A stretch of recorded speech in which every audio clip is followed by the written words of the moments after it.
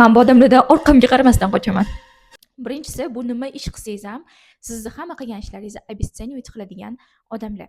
O'zbekchasiga adashmasam pisand qilmaslik bo'ladi. Ya'ni siz nima ish qilsangiz ham nima bo'pti, nima qilibdi, oson olarsan, qilsang qilarsan, qilsam-da, diplomingni olsam-da, o'shanaqalar bor-ku, nervingizga tegadi, plus sizni qilgan ishingizni, erishgan maqsadingizni просто nolga chiqazib yuborsa, umuman yoqmaydi. Bunaqa odam negativniy. O'shaning uchun ham men sразу qochib ketaman bunaqa odamdan. Bor-ku o'rtoqlaringiz, faqatgina o'ziga kerak bo'lgan paytda paydo bo'lib qoladiganlar. O'shanaqa odamlarni men hayotimdan sras chiqarib yuboraman. Chunki u faqatgina o'ziga kerak payti sizga yozyapti, o'ziga kerak payti siz bilan aloqaga chiqyapti. Bunaqa odamga men sras yo'q deyman. Nima qilsa ham, nima gapirsa ham, nima bo'lsa ham, я говорю нет. Спасибо.